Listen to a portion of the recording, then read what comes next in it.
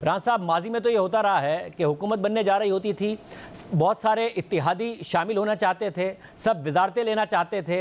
आपके एक इत्तेहादी peoples party कह रहे हैं आपको सपोर्ट कर देंगे, आपके साथ काबीना में नहीं बैठेंगे। मौलाना फजल रहमान कह रहे हैं हम आपकी हुकूमत में नहीं बैठेंगे, अपोजिशन में जाकर बैठेंगे।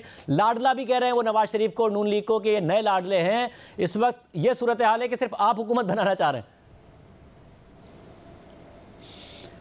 देखिए, इस वक्त हुकूमत बनाना जो है वो पाकिस्तान के मफाद में है।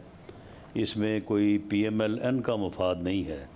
अगर इस वक्त हुकूमत नहीं बनती और एक हंग पार्लियामेंट जो है उसमें कोई भी अक्सरियत जो है वो साबित नहीं कर सकता, तो मुल्क जो है वो एक नए बहरान का शिकार होगा। और वो नया बहरान जो है वो किस कदर डैमेजिंग होगा पाकिस्तान के लिए, इसका एहसास अगर हमें है तो बाकी सबको भी होना चाहिए। अगर किसी को नहीं है, हर कोई जो है वो अपनी सियासत को ज़्यादा अहमियत देता है, अपनी पार्टी पॉलिटिक्स को और अपनी जाती सियासत को, तो ये उसकी मर्ज़ी है।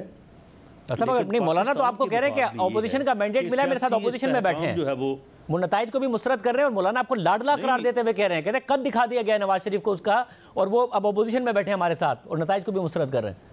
नहीं, मामला ये है कि अगर पाकिस्तान मुस्लिम लीग नून को मैंडेट नहीं मिला हुकूमत का, तो किसको मिला है बताएं? तहरीक किसी के पास भी हुकूमत बनाने का के आज़ाद उम्मीदवारों को 92 तीन जो बड़ी पार्टियां हैं उनमें से दो मिलके ही बना सकते हैं ना। तो हमने जो है वो उसी हिसाब से जो है वो हमने पीपल्स पार्टी के साथ बात की है।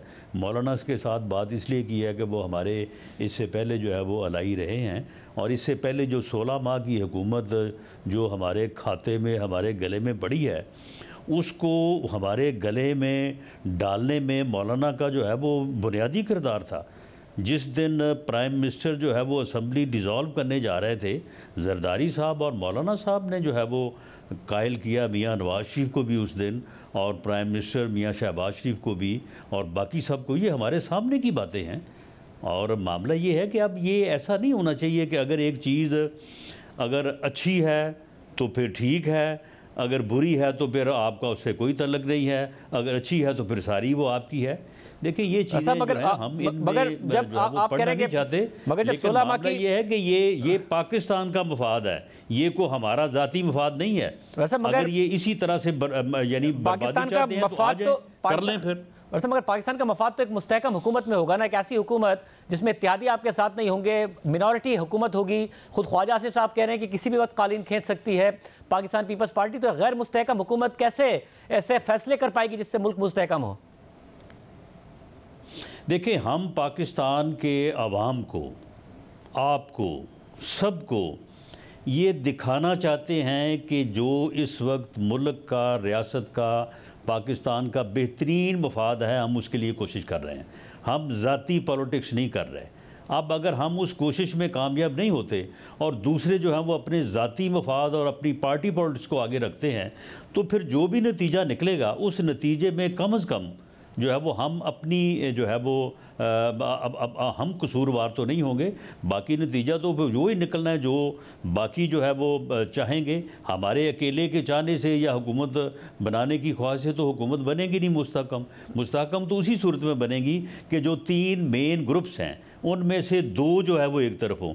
चले ये छोड़े, हमें हमारे साथ ना मिलें, उनके साथ मिल जाए, उनके साथ मिल के जो है वो मुस्तहकम हुकूमत बना लें, हम इनको सपोर्ट करेंगे। वैसे एक और कर लें। एक और सूरत भी है ना कि फर्स्ट राउंड में अगर कोई नहीं इलेक्ट कर पाता तो सेकंड राउंड में जिसके सबसे ज़्यादा लोग होंगे वो कर पाएगा। फिर 134 की जो रिक्वायरमेंट है वो ख़त्म हो जाती है, तो तहरीक इंसाफ कर लेगी। आपको पंजाब में हुकूमत मिल रही है, क्या आप इस सूरत में जाएंगे कि जी अगर पीपल्स पार्टी नहीं मिल रही है और हमारे साथ काबीना में नहीं बैठ रही है तो फिर हम भी नहीं बना रहे हुकूमत, ठीक है फिर PTI बना ले? नहीं, देखें, हम कोशिश तो हम नेक नीति से करेंगे ना। उसके बाद अगर यानी आइनी कदगन हट जाती है और जिसके पास ज़्यादा होते हैं और उसके पास सिंपल मेजॉरिटी नहीं होती तो वो बन जाएगा। तो वो क्या बनेगा? फिर मिनॉरिटी गवर्नमेंट ही बनेगा ना। वो बात ये, तो मिनॉरिटी गवर्नमेंट क्या मुस्तहकम गवर्नमेंट होगी? मिनॉरिटी गवर्नमेंट क्या सियासी इस्तेहकाम ले आएगी? देखें ये तो सब डेफिनेटली नहीं आएगा, कोई भी ऐसी सूरत नहीं है राणा साहब के इस्तेहकाम आएगा। इस सब में कोई भी ऐसी सूरत नहीं नजर आ रही है जिसमें एक मुस्तहकम हुकूमत नजर आ रही हो। मगर सवाल ये हो रहा है कि आपका जो अपना पॉलिटिकल कैपिटल जो आप बार बार कहते रहे कि हमने उसको बर्न करके मुल्क की मईशत को बचाने की कोशिश की है, ज़ाहिर उस पर सवाल जरूर उठता है आपके दावे पे, मगर वो ज़्यादा बर्न होगा जब आप एक ऐसी हुकूमत ले लेंगे जिसका पता नहीं होगा आज गई कि कल गई, कोई कालीन ना खींच ले और मुश्किल फैसले, या आपको पॉलिटिकल कैपिटल मिलेगा उससे?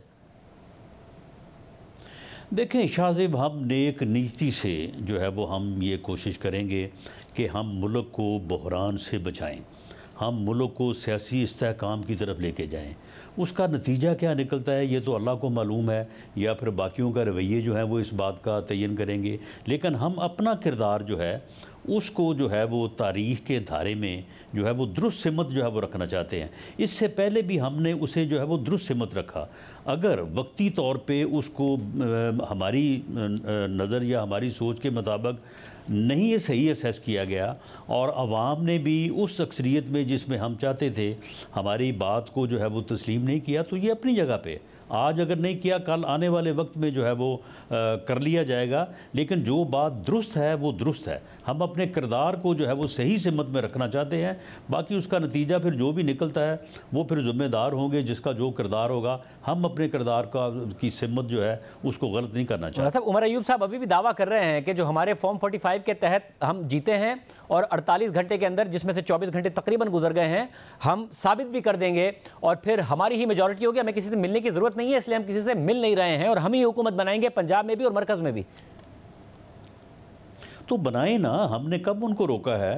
हमारे सदर मियाँ शहबाज शरीफ साहब ने तो उनको दावत दी है कि भाई आप आएँ, अपनी अक्सरियत साबित करें, बड़े शौक़ से करें और आप जो है वो हुकूमत बनाएं। बाकी जो बातें जो आज कर रहे हैं, जो 2018 में जब हम ये बातें कर रहे थे तो उस वक्त इनका क्या जवाब होता था? ये कहते थे जी एक आइन है, कानून है, रूल्स हैं, आप जाएं ना ट्रिब्यूनल्स में, जाएं वहाँ पे जाके साबित करें, वहाँ पे जाके जो है वो अपनी बात को सब्सटेंशिएट करें। उस वक्त इनका ये जवाब होता था। अब भी अगर ये वो समझते हैं, यानी जहाँ पे जीत गए हैं वहाँ पे इलेक्शन ठीक हुआ है, वहाँ पे कोई धांधली जो है वो नहीं हुई, जहाँ पे हार गए हैं वहाँ पे धांधली हुई है। तो मामला ये है कि अगर धांधली हुई है, ये 13 के बाद 35 पेंचर फलां हो गया, ये हो गया, आरोज़ का इलेक्शन हो गया, बाद में सुप्रीम कोर्ट ने फिर क्या वर्डिक्ट दिया था अपनी जो है वो वैसा। मगर अब सिचुएशन ये है कि मौलाना अगर ये समझते हैं कि इनके साथ कोई ज्यादती हुई तो जाएं, जाके साबित करें। वैसे मगर अब दिन ही आ गया ना, मौलाना फजल रहमान से आपको लाडला होने का ताना पड़े और वो साथ में आपके साथ इस्टेब्लिशमेंट को भी ताना दें कि जब जितने लाले बढ़ेंगे, जितने लाडले बढ़ेंगे उतने लाले पड़ेंगे, तो वो आपको भी ताना दे रहे हैं, इस्टेब्लिशमेंट को भी। चलें, बात ये है कि मौलाना फजल रहमान साहब मेरे बड़े भाई हैं, बुज़ुर्ग हैं, मुझे उनका बेपनाह एहतराम है, उनके साथ हमारा बड़ा तल्लक रहा है। हम इस मौके के ऊपर जो है ना वो इस तरह की जो है वो गुफ्तगू करना नहीं चाहते। आप मुझे बता दें, आप ख़ुद बता दें कि मौलाना फजल रहमान साहब की पार्टी का JUI की जो परफॉर्मेंस सामने आई है, किसको नहीं मालूम था कि ये परफॉर्मेंस सामने आएगी? और उसकी वजूहात के ऊपर मैं नहीं जाता।